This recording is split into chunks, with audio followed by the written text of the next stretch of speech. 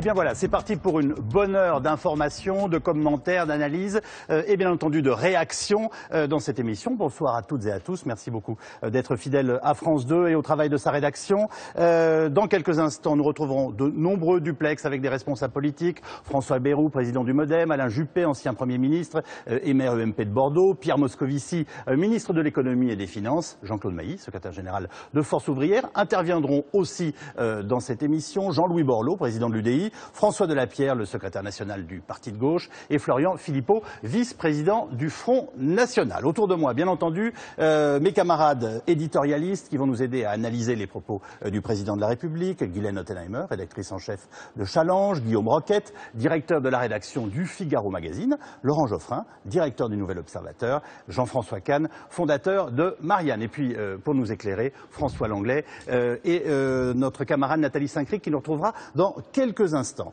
Nous allons faire un premier tour rapide, s'il vous plaît, sur l'intervention du président de la République. A-t-il eu raison de prendre la parole ce soir, Guylaine Ottenheimer ? Moi, j'ai envie de dire qu'il n'y aura pas un avant et un après le 28 mars. Vous savez, il y a certaines émissions qui marquent. On se souvient de Mitterrand avec Séguin ou de Chirac en octobre 95.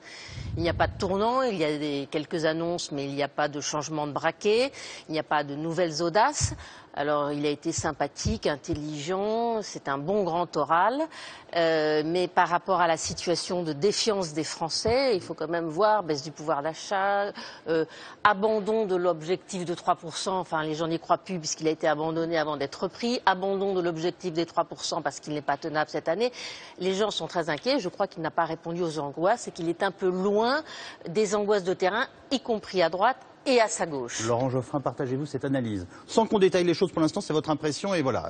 A-t-il eu raison ce soir de venir nous parler en quelque sorte? L'émission était classique, elle était plutôt austère, mais je pense que c'était utile parce que c'est le ton qu'il aurait dû employer et la précision qu'il aurait dû avoir dès son élection. Le problème de Hollande, c'est qu'il est trop normal, trop prudent, il est trop tranquille. Et là, il avait un ton plus vif, plus véhément même au début. Et évidemment, il y a beaucoup d'annonces ou beaucoup d'explications qui ont été données sur l'action.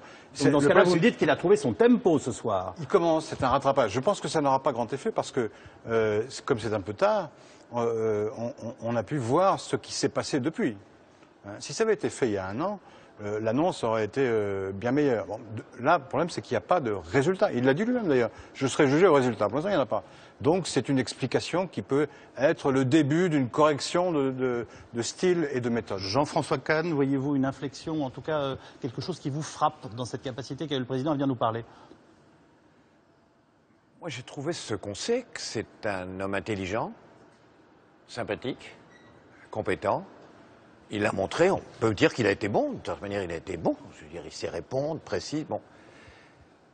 Et en même temps, rappelez-vous, je crois que c'était la dernière fois, où il disait le monde est en train de changer, nous sommes dans une mutation formidable, et les gens ressentent, et ils ont peur, ils angoissent, qu'est-ce qui se passe? Est-ce qu'il a répondu à ça? Est-ce que la boîte à outils, même si elle est excellente, est-ce que la boîte à outils, c'est au niveau d'un monde qui change? En mutation. Est-ce qu'il a emballé ce que les gens ont besoin en leur disant, en projetant, en leur disant nous allons là, on va peut-être comment dire, j'allais être vulgaire, ça va peut-être dur. Normal, hein. Non, voilà. Est-ce qu'il l'a fait? Est-ce qu'il l'a fait? Ça, voilà, je pense que les Français attendaient ça, ils l'ont pas eu. Pour le reste, ils ont sympathie, intelligence, compétence. Réaction de Guillaume Roquette. Moi, je pense que le président de la République était à ce point décalé par rapport à ce que sont les préoccupations et les angoisses des Français aujourd'hui, qu'il en était presque inquiétant. On a l'impression qu'il s'est arrêté. Pendant toute la première partie de l'émission, il a rappelé des mesures qui ont été prises, mais il y a plusieurs mois, sur le contrat de génération, les emplois d'avenir, le pacte de compétitivité. Tout ça a été très bien, mais la plupart de ces mesures datent de l'année dernière, comme s'il ne se n'était rien passé depuis. Alors, il continue à nous dire, mais vous allez voir, le chômage va baisser, mais vous allez voir, la croissance va repartir, mais les Français ne voient rien de tout ça. Et, me semble-t-il, on ne parvient pas à comprendre Pourquoi le président de la République est à ce point égal à lui-même alors que la situation, elle, n'est pas égale à elle-même. Et donc, il ne prend pas conscience de l'aggravation des choses et il continue à gérer comme une espèce de trou d'air la situation actuelle qui est en fait un décrochage beaucoup plus profond. Et ça, à mon avis, ça va renforcer l'angoisse des Français. Avant la première analyse de François Langlais, on va tout de suite retrouver François Bayrou pour une première réaction, président du MoDem. Merci beaucoup d'être avec nous ce soir et en direct, bien entendu. François Bayrou, quels sont vos commentaires à faire après cette intervention du président de la République? Il y a d'abord la forme, et évidemment ça compte beaucoup dans cet exercice. Je l'ai trouvé à l'aise, je l'ai trouvé équilibré, compétent, connaissant les dossiers, et donc de ce point de vue-là, il n'y a pas de discussion. J'ai trouvé que dans la deuxième partie de l'émission, il avait été assez juste. Je trouve qu'il a bien parlé du Mali. Je trouve qu'il a évoqué un certain nombre de choses plus sensibles et c'était meilleur en deuxième partie d'émission. Dans la première partie, en revanche, il y avait une certaine impression de fouillis d'où ne sortait pas une volonté formée. Il y avait quelque chose qui manquait du point de vue de cette énergie qu'un président de la République doit transmettre à un peuple. Et puis j'ai un désaccord de fond. C'est qu'il dit « les outils sont là, ils sont excellents, ils suffisent ». Eh bien, moi, je ne crois pas, devant la situation du pays et la dégradation, en effet, que nous voyons tous les jours, que les outils soient les bons pour tous et qu'ils soient suffisants. Je pense qu'on n'a pas réfléchi à ce qui permettrait au pays de réagir, de se ressaisir et de se reconstruire. On a des mesures, mais elles sont trop éparpillées, trop diverses, trop difficiles à comprendre et d'ailleurs trop difficiles à appliquer. Pensez-vous que le président de la République a pris, on va dire, la mesure de la situation, qu'il nous le dit, et qu'il a été aujourd'hui le président mobilisateur que vous appeliez de vos vœux encore très récemment? Je pense qu'il a la mesure, qu'il a en tête la gravité de la crise. Mais il me semble qu'il n'a pas pour l'instant défini avec suffisamment de force ce que devraient être les grandes lignes d'une politique. Une politique, je sais que je suis en désaccord avec beaucoup de gens sans doute quand je dis ça, une politique ce n'est pas une multitude de mesures énumérées les unes après les autres comme si on feuilletait des fiches. Une politique, c'est l'expression d'une volonté, d'un rassemblement ou d'une fédération des forces. Et de ce point de vue-là, je pense que ça manquait. J'ai en revanche apprécié et approuvé ce qu'il a dit notamment à la fin de la nécessité d'apaisement dans un pays quand la situation y est grave. Je pense que de ce point de vue-là, les efforts qu'il annonce, ou plutôt les efforts que cette déclaration annonce, seront bienvenus parce que je trouve, comme il l'a dit, que la montée des tensions, des affrontements, des critiques excessives, des injures venant de tous les bords est un risque dans la situation que nous vivons aujourd'hui. Voilà, première réaction de François Bayrou, que l'on remercie en direct sur France 2 ce soir après l'intervention présidentielle. On va se tourner directement et tout de suite vers Pierre Moscovici, ministre de l'économie et des finances, qui va lui aussi réagir aux propos du président de la République. Pierre Moscovici, la bonne nouvelle de la soirée, c'est le fait que les impôts des Français n'augmentent pas en 2013 et en 2014 ? C'est vrai qu'il y avait au début de son quinquennat, compte tenu de l'ampleur des déficits, compte tenu de l'ampleur de la dette, la nécessité d'un effort de redressement. Et c'est vrai aussi qu'il était très compliqué dans les premiers mois de faire des économies sur les dépenses publiques, compte tenu du fait qu'elles étaient déjà largement engagées, ces dépenses. Mais il y a une volonté, c'est vrai, de faire désormais porter davantage l'effort sur des économies, davantage sur la dépense publique. Et c'est la raison pour laquelle nous voulons en effet que les prélèvements obligatoires connaissent une stabilité. C'est indispensable. Le président de la République a dit qu'il y avait une mesure qui était déjà décidée, c'est-à-dire l'augmentation de la TVA, du taux normal de la TVA, pour financer en partie le pacte de compétitivité, le crédit d'impôt pour la compétitivité et l'emploi qui permet aux entreprises d'investir et d'embaucher. Mais c'est la mesure qui résumera cette politique fiscale. Pour le reste, c'est sur la dépense que portera l'effort. Moi, je n'ai toujours pas compris comment on inverse la courbe du chômage d'ici la fin de l'année, ce qu'a réaffirmé ce soir le président Hollande. Écoutez, il faut, comme l'a dit le président, pour cela, de l'énergie, de la volonté, il en a montré, la volonté du redressement et la mobilisation de tous les Français. Et si on mobilise tous les instruments de la politique économique, je pense à ce crédit d'impôt compétitivité et emploi qui est disponible maintenant. Je pense aux réformes du financement de l'économie, la banque publique d'investissement, la réforme bancaire, la fiscalité de l'épargne que nous allons réformer. Si nous mobilisons ces instruments et si nous allons dans le sens de l'investissement, alors oui, il est possible d'accroître le potentiel de croissance de l'économie française. Et à côté de cela, il y a les instruments de la politique de l'emploi que le président de la République a rappelés, et ils ne sont pas obsolètes, ils sont maintenant en train de s'appliquer. Les emplois d'avenir, 150 000, les contrats de génération, les emplois aidés, eh bien, tout cela doit permettre d'améliorer la situation du chômage d'abord, puis ensuite d'inverser la courbe. Et il me semble que ce soir, le président de la République, il l'a dit à la fin, n'a pas voulu faire du Churchill, du sang, de la sueur et des larmes, parce que les Français doivent savoir qu'ils ont tellement d'atouts, qu'ils sont tellement forts, que la bataille économique, nous pouvons la gagner. Nous allons la gagner s'il y a cette stratégie cohérente qui a été présentée ce soir. Cette mobilisation générale pour l'emploi, elle portera ses fruits. Ça n'est pas un pari, c'est une volonté. C'est la volonté du redressement aussi dans la justice, en faisant en sorte que ce soit d'abord ceux qui ont moins, les couches populaires, les couches moyennes, qui soient les bénéficiaires de cette politique, ce qui permet d'ailleurs aussi de relancer la consommation, qui est un facteur de croissance très important en France.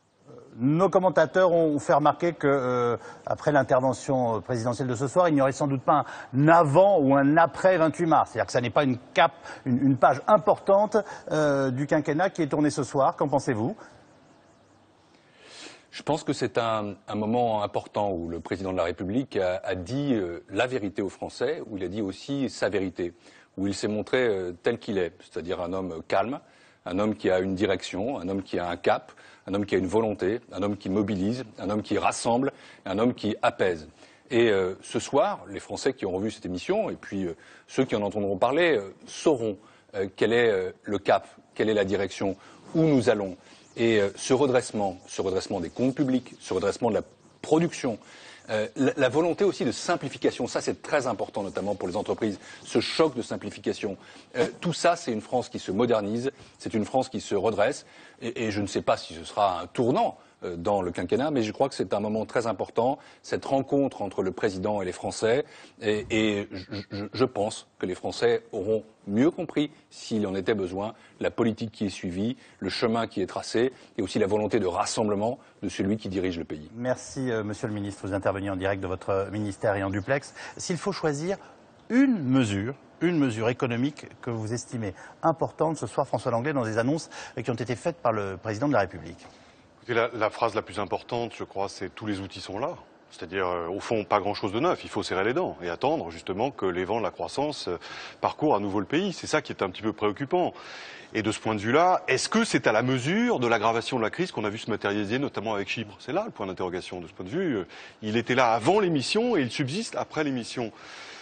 L'autre élément qui m'a semblé porter à question, c'est justement la réorientation de l'Europe. Là aussi, réorientation de l'Europe, oui, à l'allemande. Chypre consacre le rôle de l'Allemagne sur la scène européenne comme la puissance dominante, celle qui décide, celle qui organise, celle qui conçoit l'architecture, qui définit les politiques. Et la France est mutique.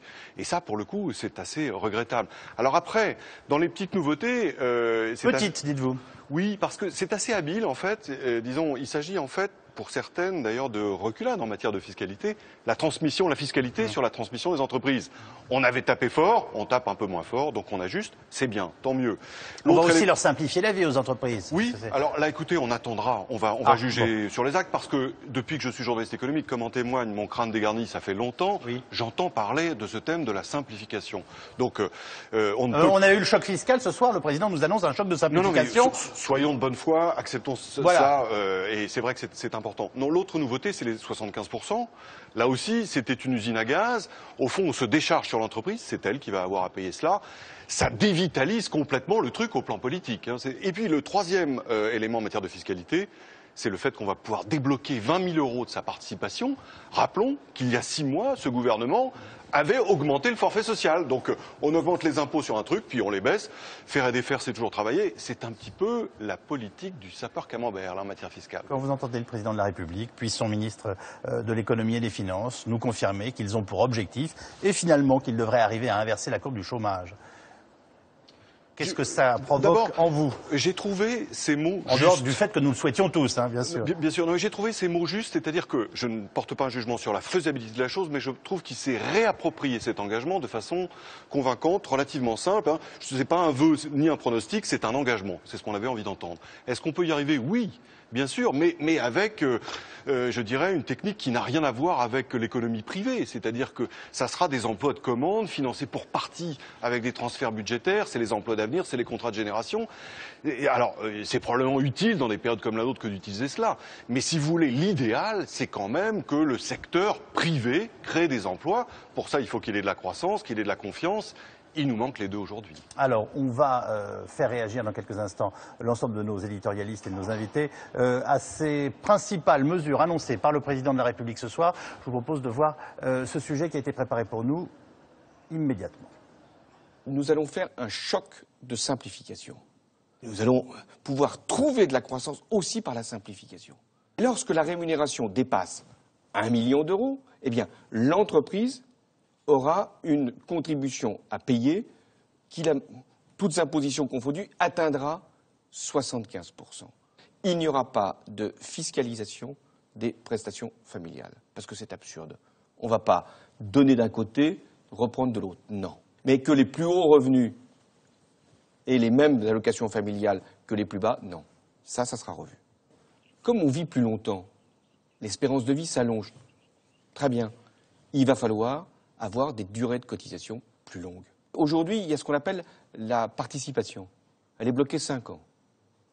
Eh bien, moi je propose qu'elle soit, pour tous ceux qui en ont, 4 millions de Français, en ont l'usage de ces accords de participation, qu'elle puisse être débloquée immédiatement sans pénalité fiscale.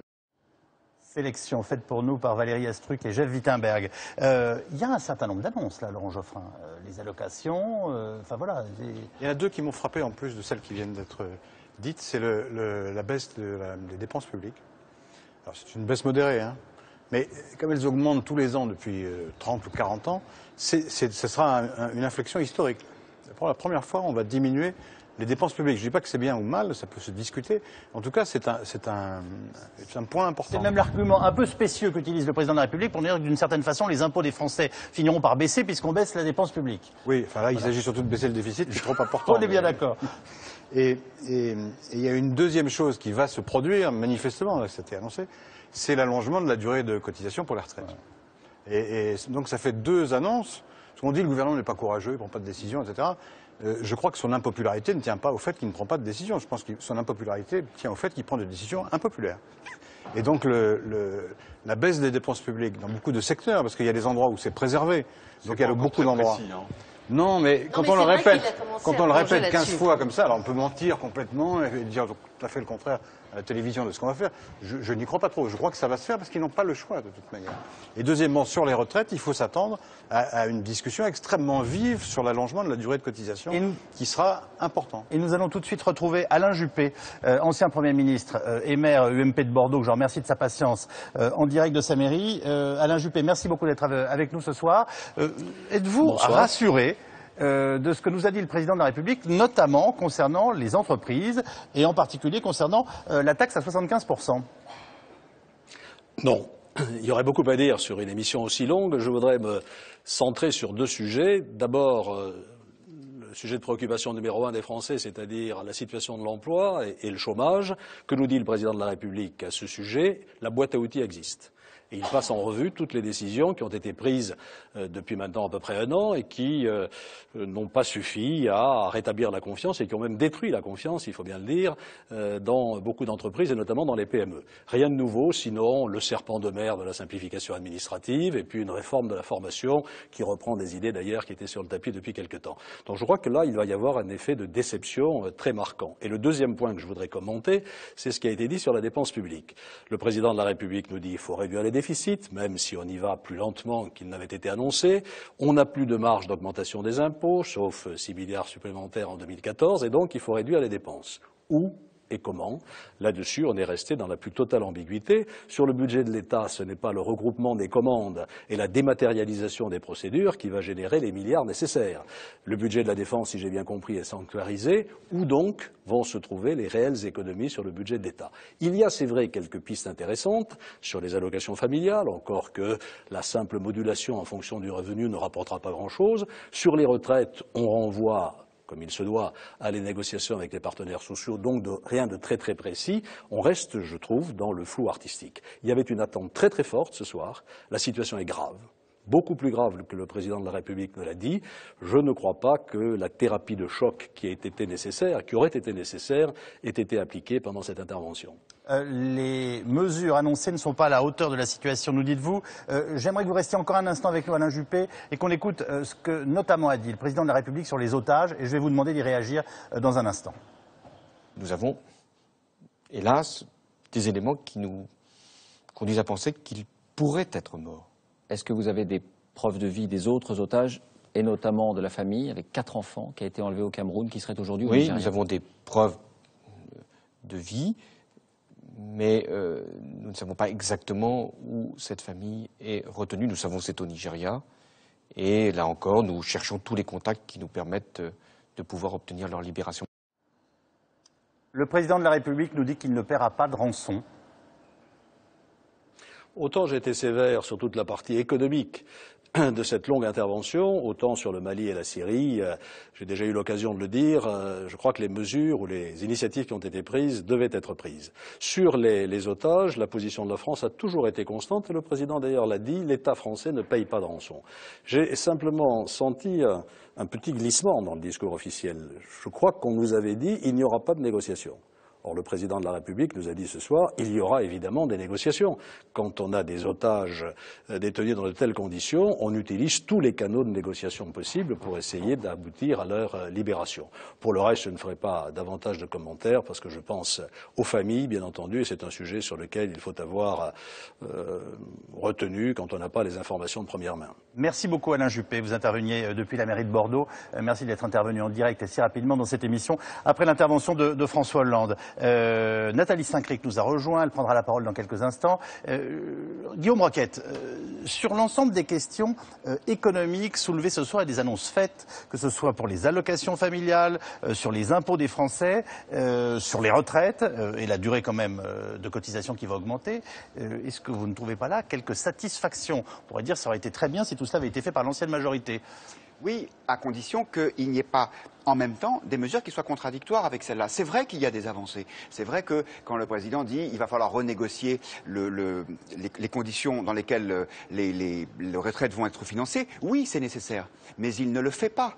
Quand il dit qu'il va falloir simplifier les choses pour les entreprises, quelques minutes avant, il dit nous allons mettre en place ce crédit d'impôt et ça va être formidable, il y aura 20 milliards d'économies. Est-ce que vous savez comment ça fonctionne ce système? Ce sont des déclarations que les entreprises doivent remplir. Ensuite, il faut qu'elles soient validées par l'administration. Et après, il faut demander aux banques, une avance sur les impôts que les entreprises vont payer en 2014. Est-ce que c'est ça la simplification? Les Français peuvent entendre le message du président. Simplement, ils ne voient pas la cohérence. Il y avait un système simple pour le niveau des charges sociales. Ça s'appelait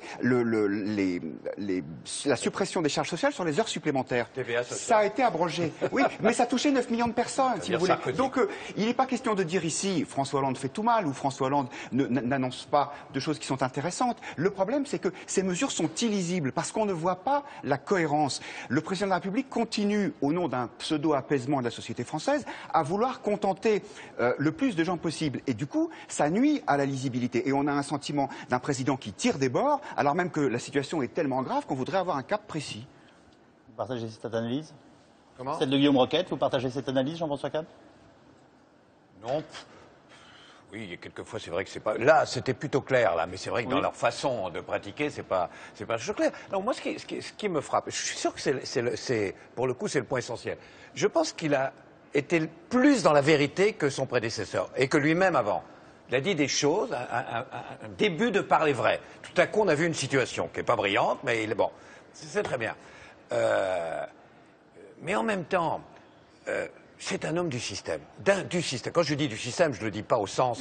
Oui, ça veut dire quoi? Oui. Non, mais c'est un homme qui est dans notre système. C'est le système économique et social, le système institutionnel. Et les Français, de plus en plus, sont en train de sortir du système. C'est-à-dire, je veux dire par là que même si on dit le pacte de génération, moi je trouve ça très bien, le pacte de génération. Par exemple, les emplois d'avenir, c'est bien, mais ça va pas ça qui va régler le chômage. Mais qu'est-ce que c'est? C'est des rustines. C'est-à-dire qu'on a l'impression, le type il vous dit, le vélo est en panne. Bon, je vais mettre des rustines. Il a raison. J'ai changé peut-être la chambre à air. Bah, il n'a pas tort. Peut-être même les pneus. Pourquoi pas? Il y a la chaîne qui a sauté. Je vais la rafistoler. Bah, il a raison. Mais les mecs, ils disent, mais le vélo, faut peut-être changer le vélo. Tiens, vous allez à Mans, vous allez voir un vélo, vous descendez, machin. Mais c'est peut-être le vélo qui va partir. Imaginez quelque chose d'autre. Imaginez. Et le dernier point, c'est un peu vache ce que je vais dire, mais c'est gentil en même temps. Là, vous me dites, vous le trouvez trop classique et vous diriez il dope un peu ses interventions en matière de cyclisme. Il est dans le système, mais il est un social-démocrate. Et dans le système, il faut arranger, il faut améliorer, etc. Mais on est peut-être dans une époque où ça ne suffit pas.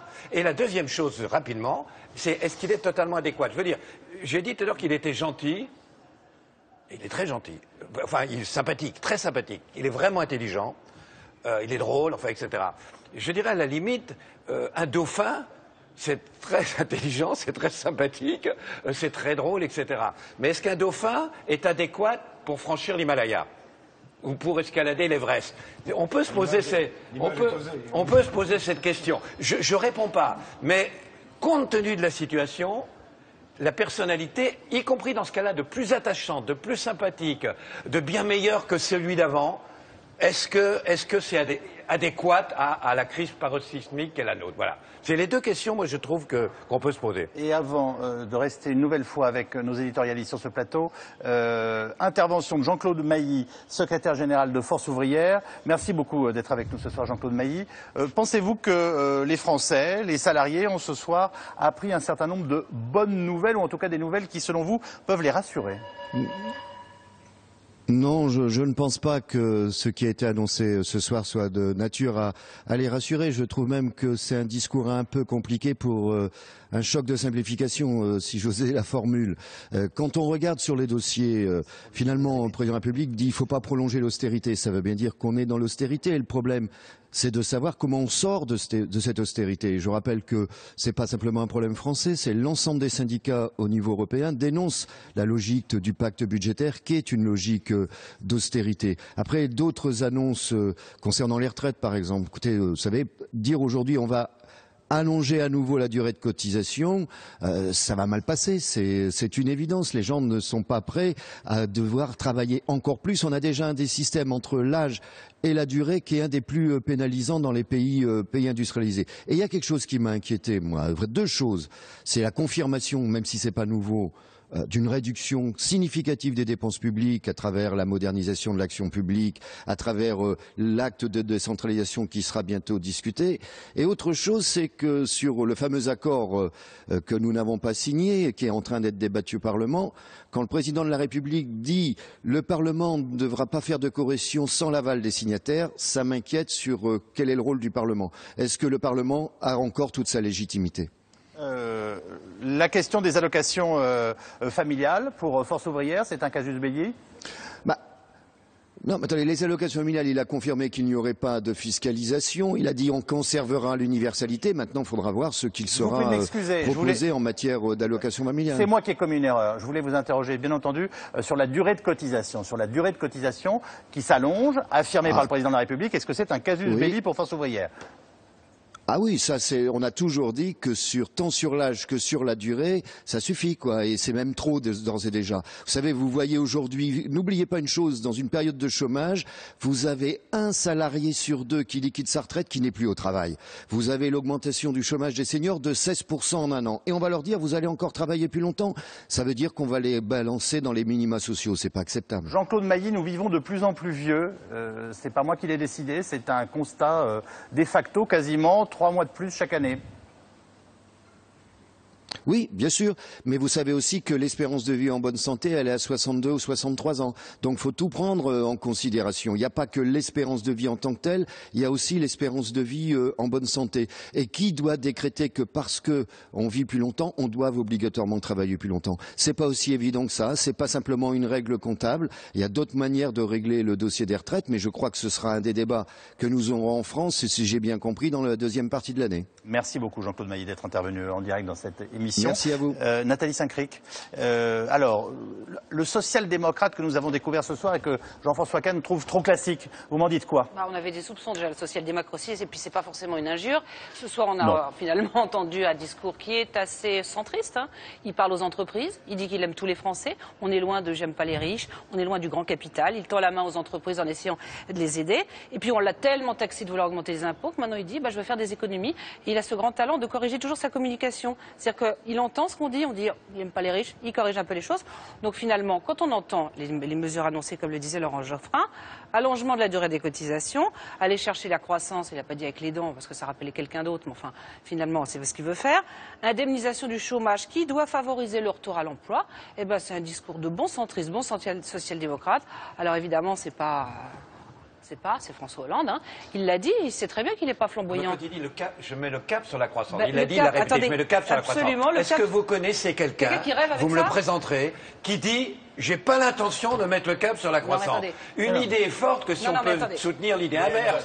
Tout le monde est pour mettre le cap sur la croissance. Il va pas dire j'aime le chômage, je crois qu'il a raison d'ailleurs, hein, je l'applaudis. Mais en fait, tout le monde le dit. Non mais c'est simplement, il n'a pas parlé, il n'a pas eu un discours de gauche, entre guillemets. C'est rien un discours qui est en train de se normaliser, de centrer. Il a parlé de l'emploi, son but c'est la croissance, c'est les entreprises. Et on peut trouver que c'est une espèce, de normalisation. Alors à côté de ça, c'est pas très sexy, il le dit lui-même. Il veut être rassurant. Voilà, c'est peut-être pour ça qu'on l'appelle un peu pépère à l'Élysée. Alors nous avons un truc formidable à France 2 qui nous est préparé par le service infographique de France Télévisions sous la haute surveillance d'Arnaud Vincenti. C'est le fameux nuage de mots présidentiels. Le nuage de mots présidentiels, vous allez le découvrir, est en fait une cristallisation de l'ensemble des termes qui ont été majoritairement employés ce soir par le président de la République. On voit que celui qui arrive en tête très clairement est le mot faire, le mot France.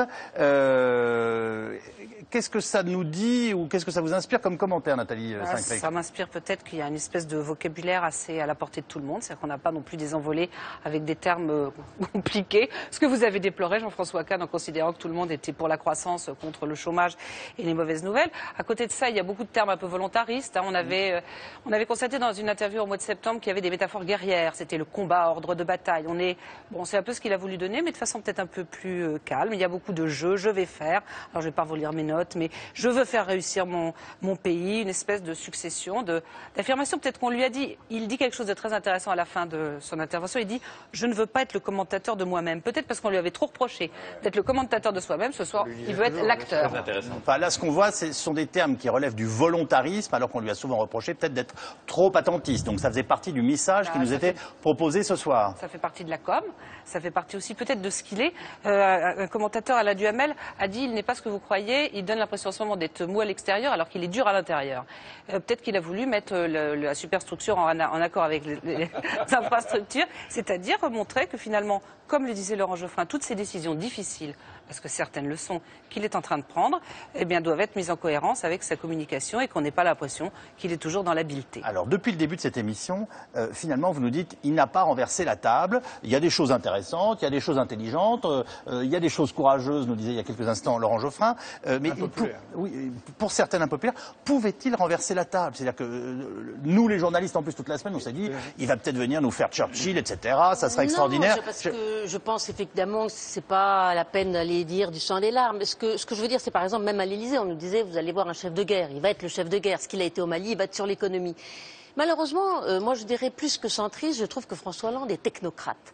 Et d'ailleurs, nous publions cette semaine une interview d'un de ses conseillers économiques, Philippe Aguillon, qui est professeur à Harvard, et qui dit il faut y aller, il faut faire des vraies réformes, et puis il faut que ce soit clair. On ne dit pas simplement il va y avoir une réforme des retraites qui va être discutée par les partenaires sociaux. On ne dit pas tiens, je vais juste enlever un petit peu de consommation grâce aux économies qu'on a dans son entreprise. Je veux dire, il n'y a pas de vision générale, il n'y a pas de cohérence. On est dans une situation gravissime. L'Europe craque. On voit très bien que les pays émergents sont en train de nous piquer des parts de marché. Il faut se battre. On sait qu'il va falloir travailler plus, il va falloir travailler plus longtemps. Et puis, comment ce crédit d'impôt, finalement, oui. il va aller plus aux sociétés de services qu'aux sociétés industrielles qui ont des salaires supérieurs à 2,5 fois le SMIC. Et c'est ces sociétés-là qui vont exporter, c'est ces sociétés-là où il y a du savoir-faire. Et aujourd'hui, un jeune qui a de la technologie, qui a du savoir-faire, il va aller où pour créer sa boîte? Il faut quand même savoir que quand M. Hérault est allé au Canada, et il a signé des trucs pour doubler le nombre de permis de travail et d'étudier. Depuis le début de l'année, le nombre d'étudiants qui sont allés en Australie a doublé. Je veux dire, c'est des gens que la France a formés et qui n'ont pas envie. Je veux dire, ce soir, il n'a pas donné envie. Ce qu'il faut que les politiques fassent, c'est créer un terrain favorable à la création d'emplois, à l'initiative. Aujourd'hui, même les emplois à domicile, et vous allez voir, ça va retourner au travail au noir. Je veux dire, où est-ce qu'il a donné l'envie d'entreprendre en se disant, si j'entreprends, je vais changer de statut, je vais arriver à quelque chose. C'est trop lourd, c'est trop dur. Alors très bien sur la simplification administrative, moi j'applaudis des deux mains et des deux pieds, c'est formidable. Mais voilà, qu'est-ce que j'ai dans mon panier aujourd'hui, si je suis chef d'entreprise ou jeune entrepreneur, qu'est-ce que j'ai dans mon panier? Nouvelle réaction politique dans cette émission, celle de Florian Philippot, vice-président du Front National, recueilli par Stéphane Despinois. Je crois que les Français n'en attendaient pas grand-chose et ils n'ont pas eu grand-chose. Oui, on a bien compris ce soir, avec ce propos de François Hollande, que nous n'avions plus du tout la main sur notre destin, de leur faute. Il avait ce soir son petit costume de gouverneur d'une province de la zone euro, sous contrôle de l'Union européenne et de l'Allemagne, mais il n'avait pas le costume qu'on attendait, c'est-à-dire le costume d'un chef de l'État, d'un président de la République, qui fixe un cap, qui donne des mesures précises. Il a mis sur la table ces quelques mesurettes dont il espère qu'elles créeront une manière magique de la croissance, mais on sait bien que ce n'est pas le cas. Et j'ai plutôt entendu des signes inquiétants d'austérité, notamment pour nos retraités, nos petits retraités, et je dois avouer que ce n'est pas très rassurant pour les Français. Et nous allons maintenant écouter la réaction de Jean-Louis Borloo, président de l'UDI, je vous le rappelle, et député du Nord. Réaction là recueillie par Thierry Curtet. Il a perdu la bataille du concret. Moi, les gars d'ArcelorMittal, ils ont dû rêver. Ils ne réalisent pas que dans la vraie vie de tous les jours, il y a des décisions à prendre. Je pense qu'il y avait les notes de ses communicants et de ses conseillers. Faites président, montrez que vous avez un cap. C'est pas le sujet. Le sujet, c'est qu'est-ce qu'on fait pour les impôts? Est-ce qu'il s'engage sur l'honneur? Est-ce qu'il n'y a plus d'augmentation? Non mais, attendez, la politique, c'est quoi? C'est s'occuper des gens. C'est pas dire j'ai raison. C'est je vais m'occuper de vous. Voilà. Quand vous avez perdu le combat de la confiance, je pense que la machine de retour vers le peuple et probablement de dissolution pour changement de cap et changement d'équipe est enclenchée, probablement pour le début de l'automne. Jean-Louis Borloo, fidèle à lui-même. Laurent Geoffrin. Voilà, on a compris que ce soir, le tir de barrage à droite se fait plutôt sur « il n'a pas pris la mesure de la situation », ce sont des demi-mesures, même quand il annonce des choses qui peuvent être difficiles pour les Français, ça ne va pas assez loin. Oui, parce qu'il trouve qu'il ne fait pas une politique assez à droite. Évidemment. Et nos amis éditorialistes sont un peu comme ça.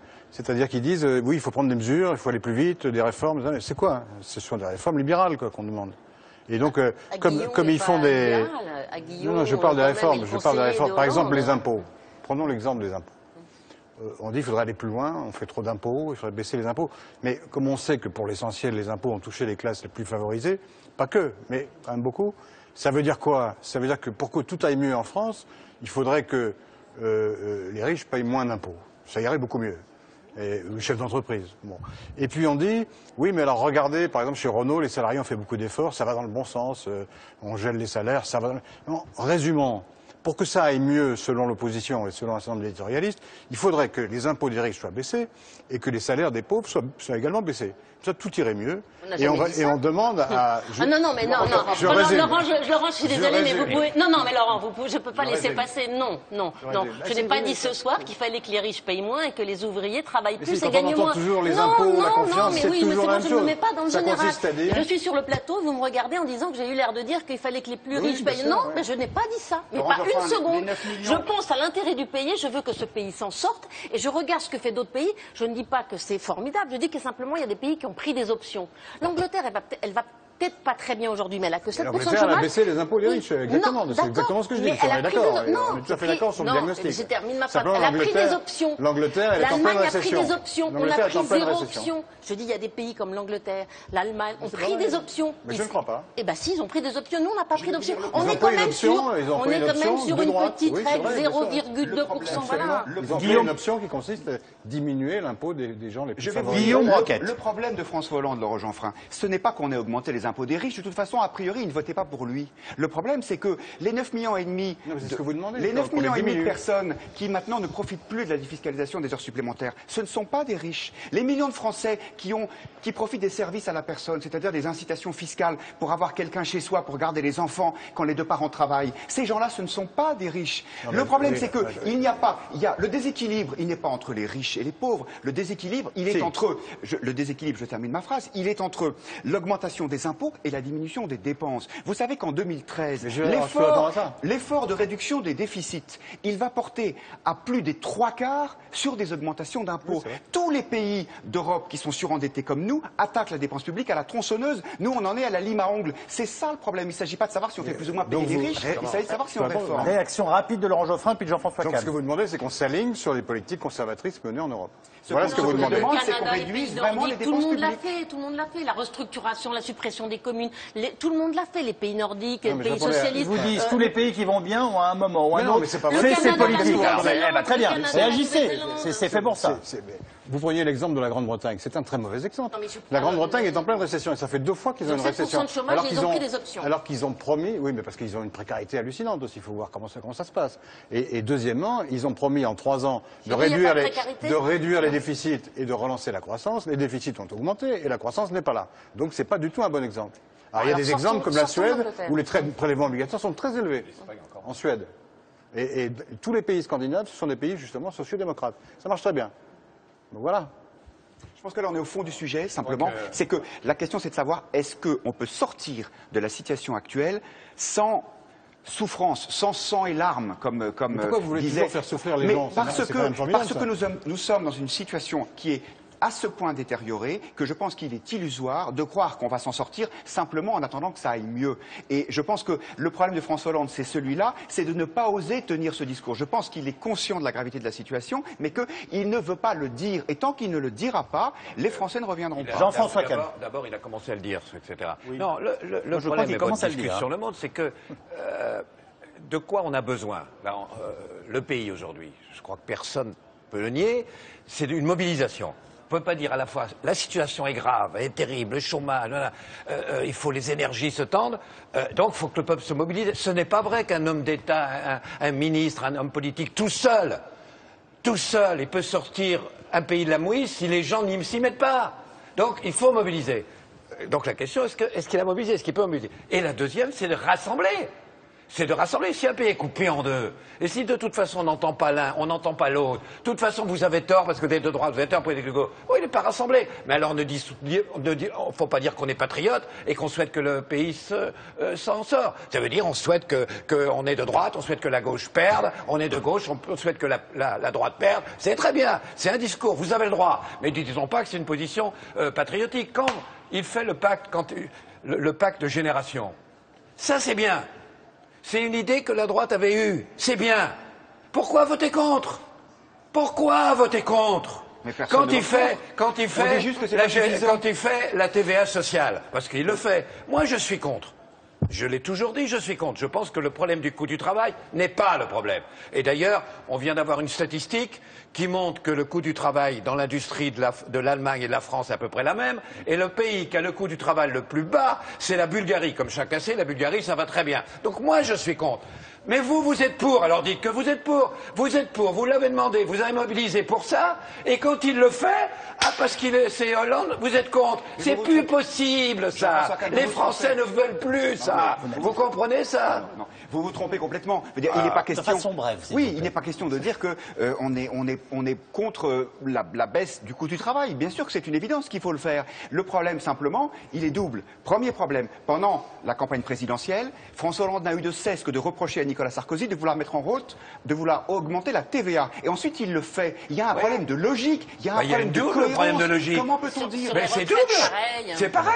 Vous allez dans mon sens. Mais non. Là, il est absurde parce qu'il fait ce qu'il a condamné, et vous condamnez ce qu'il a fait. Alors vous demandez. C'est pareil. Ce que je vous dis, c'est qu'il est illisible de commencer en arrivant au pouvoir par rétablir la retraite à 60 ans pour un certain nombre de salariés, et d'ensuite d'annoncer sur le plateau de France 2 qu'il va falloir travailler de plus en plus longtemps. Il y a un moment où il faut un minimum de cohérence, c'est tout. Et réaction de Nathalie Saint-Cric. Non, je voudrais revenir sur la sang, le sueur et les larmes, en distinction, peut-être en distinguant deux choses, le fond et la forme. Alors tout le monde regarde que ce soit pas Winston Churchill. Enfin bon, il n'en a pas la tête, il n'en a pas le passé, peut-être en aura-t-il l'avenir, mais en tout cas c'est pas son genre de nous dire. Il a refusé ce soir de dire, parce que on lui a dit aussi qu'il fallait être un peu optimiste et puis pas casser le moral de tout le monde. Cela dit, si on regarde sur le fond, avec les augmentations d'impôts, le chômage et tout, notre sang, notre sueur et nos larmes, et ceux qui payent des impôts considèrent que c'est aussi quelque chose de terrible, on commence à le vivre. Alors que vous considériez, et peut-être effectivement François Hollande est trop approximatif là-dessus, que sur les économies, ce soit flou, c'est qu'on ne dise pas clairement, il a amorcé ce soir en disant fini les impôts, maintenant les économies, qu'il ne dise pas, qu'il n'annonce pas de choses massives. Mais dire qu'il est en retrait du sang, de la sueur et des larmes, je trouve que ça ne serait pas... Dites qu'il n'y a pas assez de sang et pas assez de larmes. Vous êtes prêt à le dire? Vous l'avez dit tout à l'heure. Dites, il n'y a pas assez de sang, il n'y a pas assez de larmes. Mais c'est idiot de dire ça. On n'est pas dans une logique. On n'est pas dans une logique doloriste. Je dis simplement qu'il n'y a pas de direction. Et quand Nathalie Saint-Cric dit à juste titre que les impôts ne vont pas continuer à augmenter, c'est une très bonne chose. Le seul problème, c'est que dans la même phrase, le président de la République dit ah, la sécurité sociale, c'est autre chose. Il va falloir la financer. Ah, les collectivités territoriales, c'est pas moi. Donc peut-être que là, on augmentera les impôts. Réaction rapide de Laurent Geoffrin, et on passe à une annonce faite par le président de la République concernant le mariage homosexuel et en particulier GPA et PMA, procréation médicalement assistée. Auparavant, non, non, c'est pas vous. Vous voulez réagir? C'est à moi, oui, bien sûr. Oui, je voulais réagir indirectement. On n'a peut-être pas assez souligné la dimension européenne. Et là, le président, il a contourné un peu la question. C'est-à-dire qu'il a dit j'ai une politique européenne qui est différente des autres, je vais les convaincre, etc. Il ne s'est rien passé, en fait. Et là, c'est vrai que là, pour le coup, l'opposition a raison de dire, pendant la campagne, vous aviez dit que vous alliez infléchir beaucoup la politique européenne. Ils n'ont rien fait du tout. Pour une raison, c'est qu'ils sont conservateurs, ils ne veulent pas changer. Et ils sont tous conservateurs. Et Hollande est le seul de son bord. Alors, je sais bien qu'il faudrait être centriste, mais il se trouve qu'il est plus à gauche que les autres. Et les autres, donc, ne l'écoutent pas. Et ils font ce qu'ils veulent. Sauf la Banque centrale qui a sauvé les banques. Alors, quand même. Mais pour le reste, c'est effectivement l'austérité dans tous les pays. C'est la politique que, implicitement, notre ami Roquette sollicite ou propose. Et ils ont tous fait la même politique qui a consisté à réduire de manière très très rapide, aussi rapide que possible, les déficits, à réduire les dépenses publiques. Mais ils l'ont tous fait en même temps, y compris les pays qui allaient bien. Et la politique européenne, c'est une bonne politique pour les pays qui vont bien. Mais alors pour les pays qui vont mal, c'est une catastrophe. Et comme nous, on ne va pas très bien, eh bien, on en pâtit beaucoup. Et là-dessus, c'est vrai que ni Sarkozy ni Hollande n'arrivent à infléchir le cours général de cette politique qui est mauvais, qui est trop austère et qui nous a amenés où on en est, c'est-à-dire à une croissance zéro et à des taux de chômage qui nous rappellent les années 30. Le temps file vite, on aborde les questions de société. Vous savez que nous avions ce soir à France Télévisions une manifestation de ceux qui défilent contre le mariage pour tous. Voici en tout cas une des réponses faites par le président de la République qui évoque aussi des questions bien entendu relevant de l'ordre moral sur la GPA et la PMA. La PMA, la procréation médicale assistée, pour des couples d'ailleurs qui ne sont pas nécessairement homosexuels, ça, ce n'est pas dans le texte. C'est renvoyé au comité national d'éthique qui va donner un avis à la fin de l'année. Et donc, cette question-là n'est pas intégrée dans le texte. S'il dit non, le comité d'éthique, vous ne ferez pas la PMA. Je respecterai ce que dira le comité national d'éthique. La gestation pour autrui, les mères porteuses, ça restera interdit en France tant que je serai président de la République. Bon. On n'a pas l'impression que ce soit des domaines d'intervention qui passionnent le président de la République, même s'il faut qu'il nous en parle. Je ne suis pas persuadée que ça le passionne. Et je ne suis pas persuadée non plus qu'il ait perçu la portée symbolique de toutes ces choses et de toute cette série, le mariage. Je ne suis jamais mariée, donc les autres, tout le monde veuille se marier. Je ne pense pas que ça lui pose un problème. C'est une remarque de bon sens. Excusez-moi. Oui. À côté de ça, je le trouve justement sur cette non-perception de la symbolique, notamment sur la PMA, quand il dit ça, la GPA, ça ne sera pas possible, la gestation pour autrui. Ça laisse entendre que la PMA, pourquoi pas. Et il a, depuis le début, été extrêmement flou là-dessus. La PMA, c'est quelque chose qui mobilise, enfin, j'ai quand même l'impression, en disant je m'en remettrai à la sagesse du Parlement. Après, en trouvant le comité d'éthique, c'est en priant le ciel pour que le comité d'éthique dise non, de manière à ce qu'il ne soit pas obligé de le faire. Il sait très bien que ça divise le PS, que ça divise le groupe socialiste, que les socialistes sont divisés. Et là-dessus, finalement, je ne suis pas persuadée qu'il est... Vous pensez que l'appel ou le recours, pardonnez-moi, est l'avis consultatif, puisque du comité d'éthique, c'est une façon de ranger le dossier gentiment. Écoutez bien ce qu'il a répondu à David Pujadas. Si c'est non, voilà, et si c'est oui, on verra. On verra. Donc, sur le fond, Jean-Marc Ayrault et lui-même savent très bien que ça, c'est une véritable bombe, bien plus que le mariage pour tous, mais ils ne peuvent pas encore le dire clairement. Laurent Geoffrin ? Je crois que le propos est flou, mais que l'intention est assez nette, parce que le comité national d'éthique, il est plutôt méfiant à l'égard de ces choses-là. Donc il va poser 1000 conditions et probablement ça n'aura pas lieu. C'est un enterrement, là. Je pense que c'est plutôt un enterrement de cette mesure-là. C'est la confirmation du mariage homosexuel, du mariage gay. Mais en revanche, s'agissant de la PMA, je pense qu'on ne l'aura pas, en tout cas dans ce quinquennat. Et la GPA, alors là, zéro. On ne va pas le dire. C'est peut-être une façon de parce calmer. qu'il avait dit le contraire pendant la campagne. C'est peut-être Jean-François Kahn, une façon de s'adresser ou de calmer quand même les centaines de milliers de Français qui sont descendus dans la rue pour dénoncer le mariage pour tous, non? Comment vous percevez les choses? Oui, bien sûr. Depuis le début, il a envie de calmer. Souvenez-vous, monsieur, pour les maires. Quand il a dit les maires pourront, selon leur conscience, etc. Et à ce moment-là, il y a eu le lobby qui a fait le terrorisme que vous savez, et il a dû battre en retraite.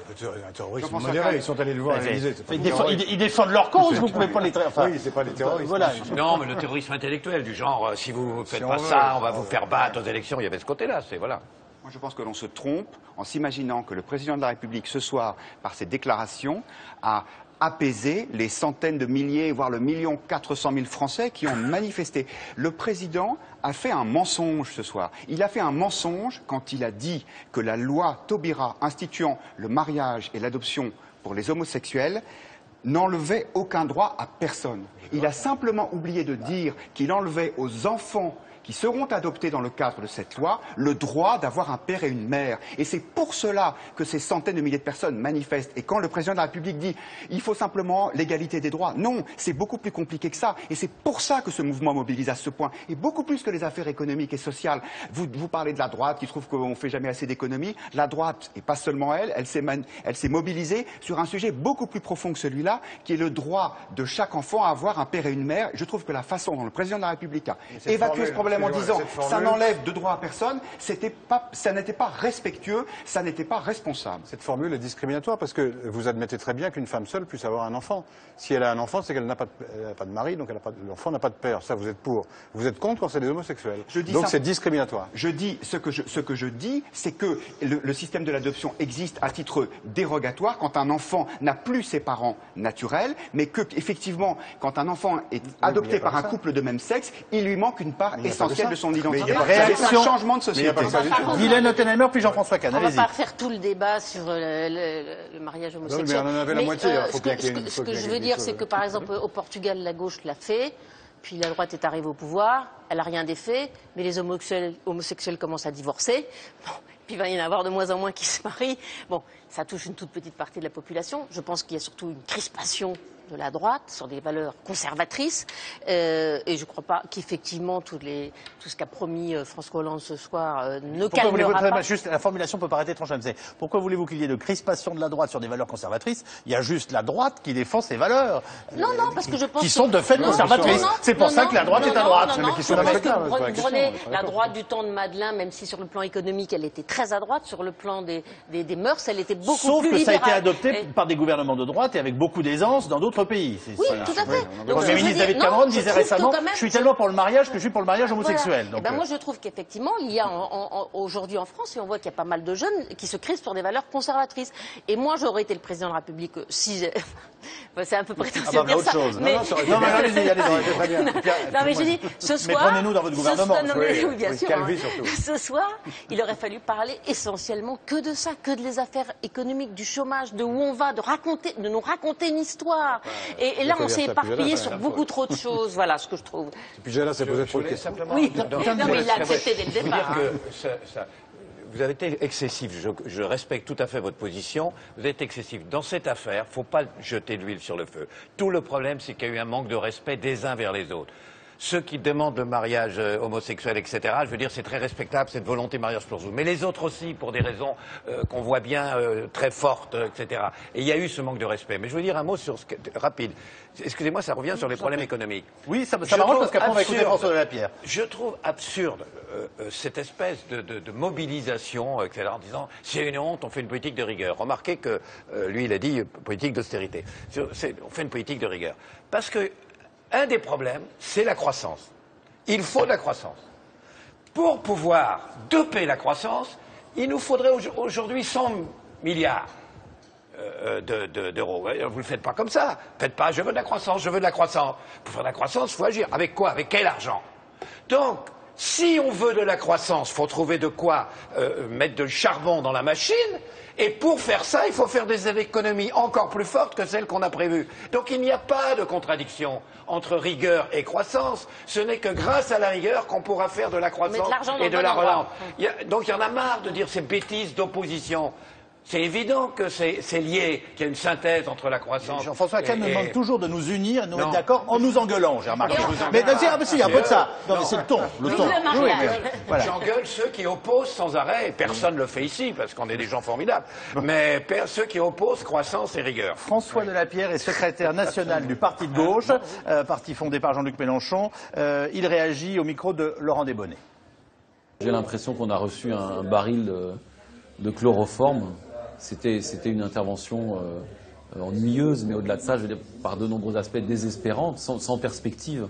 On a l'impression d'un président qui n'a aucun cap face à la crise. Il est désemparé parce qu'il ne sait pas faire dans le contexte qui est celui dans lequel nous sommes, qui n'est pas un contexte de croissance, qui est un contexte de crise. Il n'y a pas de croissance, donc il se contente de dire il faut se préparer, il faut qu'elle revienne, il faut qu'elle revienne. C'est un discours incantatoire.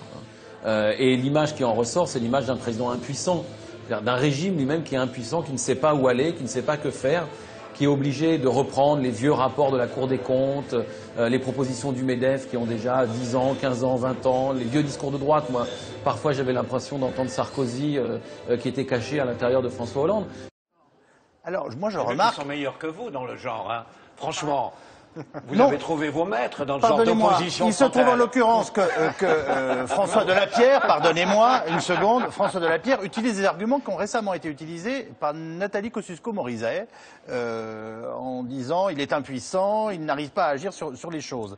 Je vous laisse réagir, mais je voudrais que vous commentiez quand même les problèmes éventuels qui vont se poser pour François Hollande sur sa gauche et non pas sur sa droite, parce qu'un certain nombre de politologues disent à mon avis tout à fait raison. Le problème ça n'est pas que la droite s'agite, elle est là pour ça. Mais c'est de savoir comment le président de la République mène un quinquennat à son terme avec les forces qui l'entourent, notamment à gauche. Je vais vous y réagir. Oui, juste un mot pour dire que, effectivement, il y a une forme de consensus, malheureusement, sur le diagnostic. C'est-à-dire que, à la gauche de François Hollande comme à sa droite, on considère qu'il n'a pas compris la gravité de la crise. Et ensuite, évidemment, il y a divergence sur les recettes à appliquer ou sur les remèdes à prendre. C'est la raison pour laquelle il n'y aura pas de confusion entre la gauche et la droite. Mais il y a, à mon avis, consensus sur deux points qui sont très inquiétants. Le premier, c'est a-t-il pris l'ampleur de la crise? Et le deuxième point, c'est a-t-il l'autorité nécessaire? Moi, j'ai été très frappé de voir notre confrère Pujadas qui, au bout d'une heure, est revenu sur ce sujet de l'autorité, comme s'il avait des doutes. Et le problème, c'est qu'il n'y a pas que lui qui a des doutes. Je pense qu'un très grand nombre de Français, en regardant le président de la République ce soir, se disent mais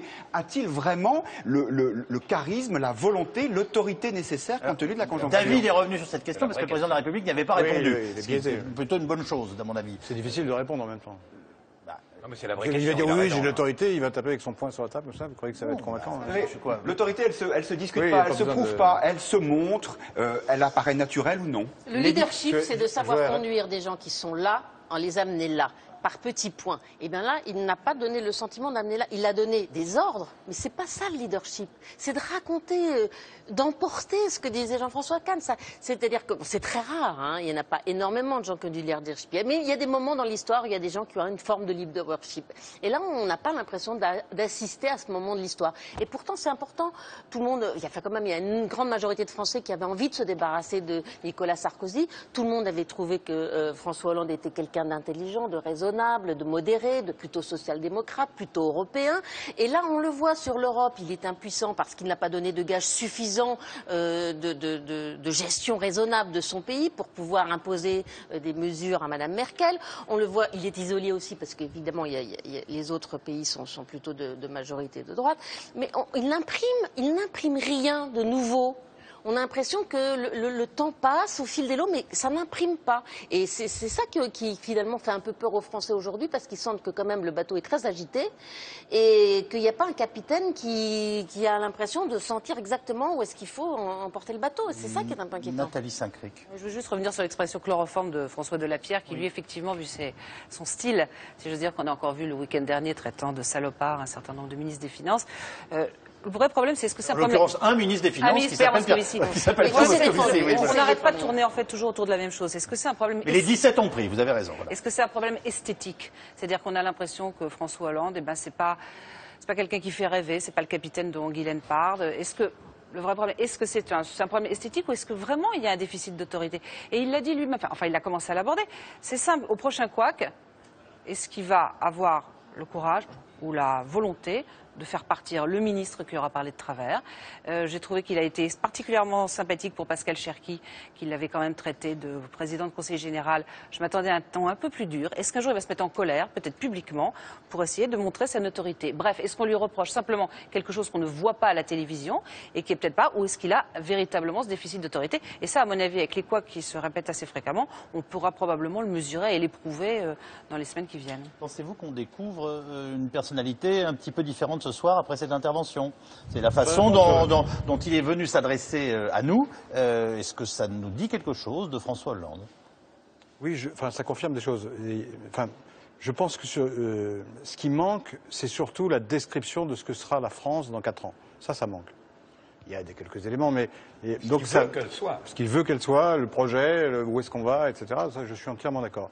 En revanche, sur la question de savoir s'il prend des décisions ou non, s'il est mou ou dur, là, je pense qu'on se trompe.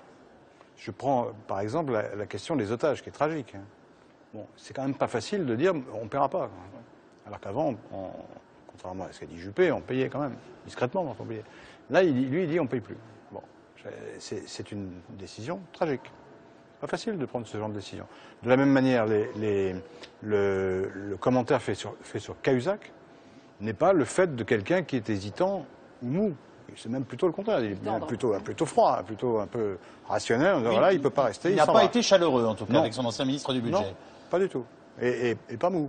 Même plutôt le contraire. Il a été Vous dur. avez fait une très bonne remarque, c'est que sans arrêt, on s'est aperçu qu'il a pris conscience des reproches qu'on lui fait, que ça l'habite. Oui, c'est vrai. Parce que les formules qu'il a employées, par exemple, je ne suis pas le commentaire de moi-même que vous avez dit, on sait très bien que c'est le petit commentateur d'actualité, il a tenu à le dire. C'est moi et je décide que. On voit bien qu'on dit qu'il a un déficit d'autorité. Dans tous les domaines, on voit qu'il commence à être infusé par l'idée des critiques qu'on lui fait. Voilà, c'est déjà... Mais maintenant, avec un chien, on ne fait pas un chat. Je ne vous dirai pas le contraire. C'est le mot de la fin. C'est le mot de la fin. L'analyse politologique très intéressante de Jean-François Kahn. Merci beaucoup d'avoir participé à cette émission. Merci à vous de l'avoir suivi. Un dernier merci, bien entendu, à Brigitte Benkemoun, Anne-Laure Caillé, Olivier Sioux, la rédaction de Mots Croisés, Elie Jodibert, Nicolas Yomi et Naïma Kadour, sans oublier, bien entendu, toutes les équipes de France Télévisions qui ont préparé cette émission spéciale. C'est David Montagne qui était à la réalisation. Bonne fin de soirée avec grand public et les invités d'Aïda Twiri, notamment Dustin Hoffman et Vincent Cassel. Elle a bien de la chance. Merci à tous. Bonsoir.